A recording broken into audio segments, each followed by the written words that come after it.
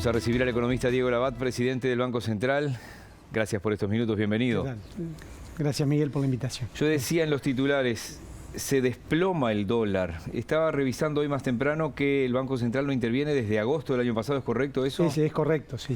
Dos o tres preguntas para tratar de entender. Hoy hablando con alguien que más o menos sabe de esto y me rumbea, me decía, está entrando camiones de dólares con los precios que está consiguiendo la carne y gran parte del sector agroexportador. ¿Es así esto? ¿Es parte de este desplome? Sí, yo digo, es el principal factor que explica esta caída del dólar. Básicamente es el ingreso de divisas.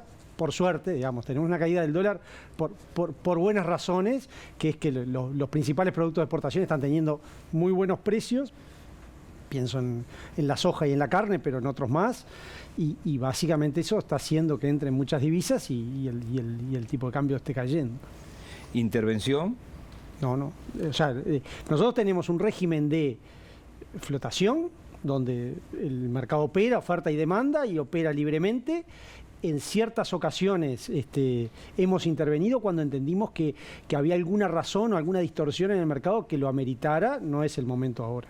Bien. A comienzos de mes el Banco Central anuncia las medidas que anuncia para tratar de contener la inflación.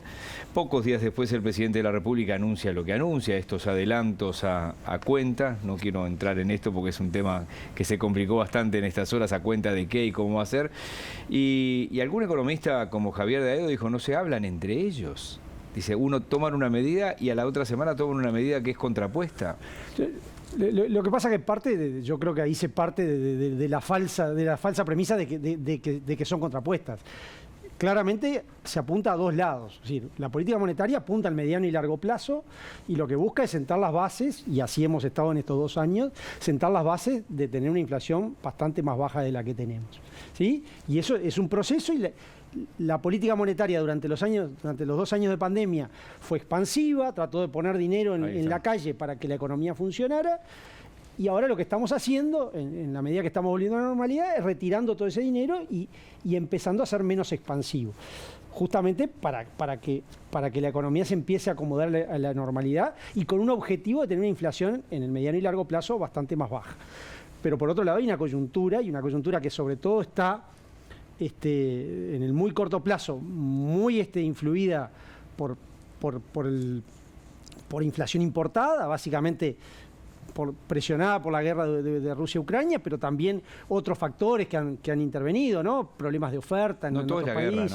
No todo es la guerra, Porque si no, un año fue toda la pandemia, otro año es toda la guerra. Claro. Yo digo, este proceso es un proceso que ya venía, incluso tiene algunos componentes internos. Cuando uno mira la evolución de los precios de las frutas y verduras, que han subido mucho estos últimos 2 meses, ahí no es la guerra, ahí son cuestiones internas, problemas de clima, de algunas otras razones.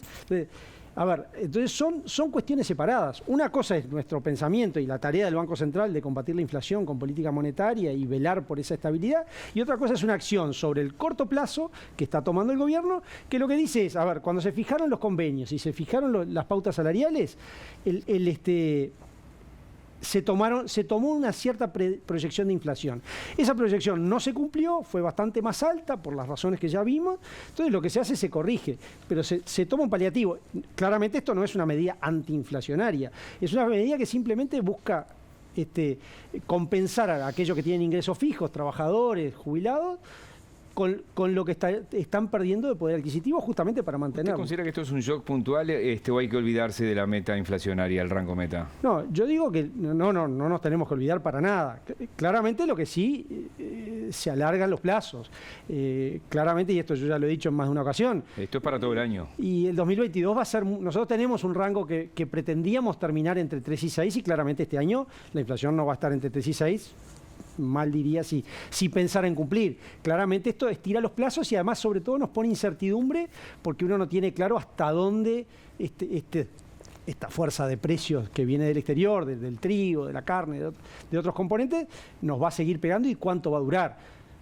Claramente. Ahora, eso no nos tiene que hacer perder los objetivos de largo plazo, que es tener una inflación de otro orden, que es mucho mejor para la economía y que ayuda a que el país después tenga otro mejor desempeño, ¿no? Sí, se dice, y es claramente objetivable, que Uruguay es un país de dos monedas, más allá de que la unidad indexada se ha metido en el mercado inmobiliario.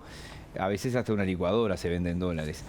¿A qué le llaman ustedes? Y yo me lo anoté para no olvidarme, porque sé que hay una de las metas que ustedes tienen, que es hacia una moneda de calidad. Y bueno, ¿estamos hablando que de desdolarizar? Es desdolarizar, es pensar en que el peso realmente, la gente pueda creer en el peso, donde se tenga un Banco Central que proteja y vele por la estabilidad del peso.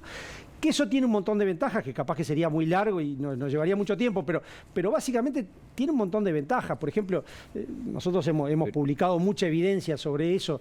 Tener un peso más fuerte permite un mejor desarrollo del crédito, o mejora el desempeño de las empresas. Si tiene un montón de... ¿Y cómo se hace ganar esa confianza en la gente? Y bueno, actuando consistentemente.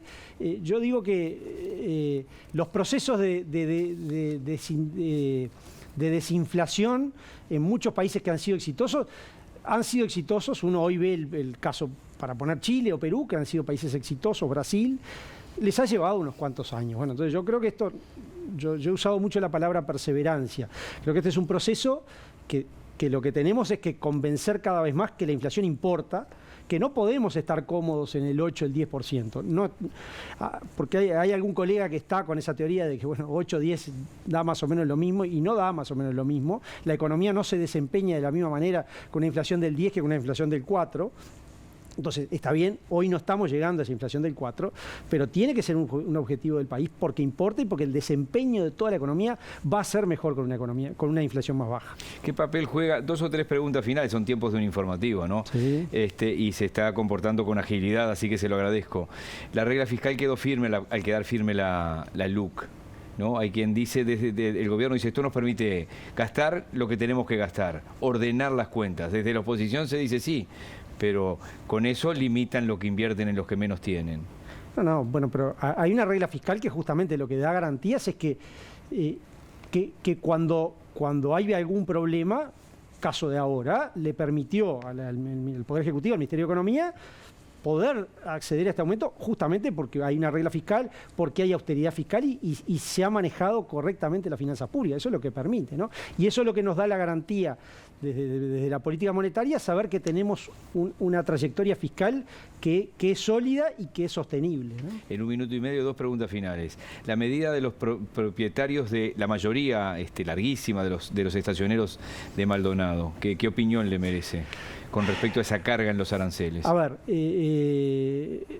hay un acuerdo, es un acuerdo que fue establecido ya hace unos años en el gobierno anterior, entre los principales sellos de tarjeta, los bancos, los estacioneros. Ese acuerdo hoy se está cumpliendo. Los aranceles pueden considerarse altos, esa es la opinión de la gremial de estacioneros. ¿Y de algún Yo lo que creo que ahí lo que hay que hacer es, pueden volver a negociar. Lo que sí es claro, desde el Banco Central no vamos a intervenir en ese tipo de convenios. Creo que en un régimen como el uruguayo, en una economía de mercado, lo que corresponde es que las partes, que ambas son del sector privado, negocien mejores condiciones. Desde el sector privado, cuando se va a otorgar un préstamo, y estoy hablando de las casas que prestan dinero, incluso los bancos se tienen que regir por un tope, es decir, para no llegar a lo que sería la usura, la usura legal. Hay quien dice que lo que es legal ya es una usura, vuelven los proyectos al Parlamento. El que perdió el trabajo en la pandemia y debía 5.000 pesos se transforma en un muerto civil, en 3 meses debe 80.000 pesos. ¿El Banco Central tiene alguna opinión con respecto a eso? Es una preocupación que tenemos. Hemos estado conversando con distintos legisladores, estamos en conocimiento de los proyectos que están manejando. Es una preocupación las altas tasas. Ahí hay que ser cuidadoso de no poner en la letra de la ley deseos, pero que después no se cumplan. Y el que presta tiene que cubrirse, eso es obvio. Entonces, que tampoco deje de existir el crédito. Bueno, entonces yo creo que hay algunas mejoras que se pueden hacer al régimen actual que mejoren esa situación y logren mejores condiciones de crédito. Igual es importante para toda la población que el crédito exista, que el crédito en general sea formal y no informal, como capaz que en otras épocas teníamos. Entonces, bueno, yo creo y veo con buenos ojos algunos de los manejos que están haciendo en el Parlamento para buscar alguna solución al tema. Bien, he dejado la macroeconomía y una cantidad de temas que son como chino antiguo, ni puse el copón arriba de la mesa, pusimos 2 copas nada más, así que le agradezco por hoy. Quería aterrizar estos minutos porque un presidente de un banco central a veces puede ser un tema árido para la gran mayoría de la gente que nos está mirando. Así que le agradezco mucho por hoy. Bueno, muchas gracias, Miguel, por la invitación y un gusto estar acá.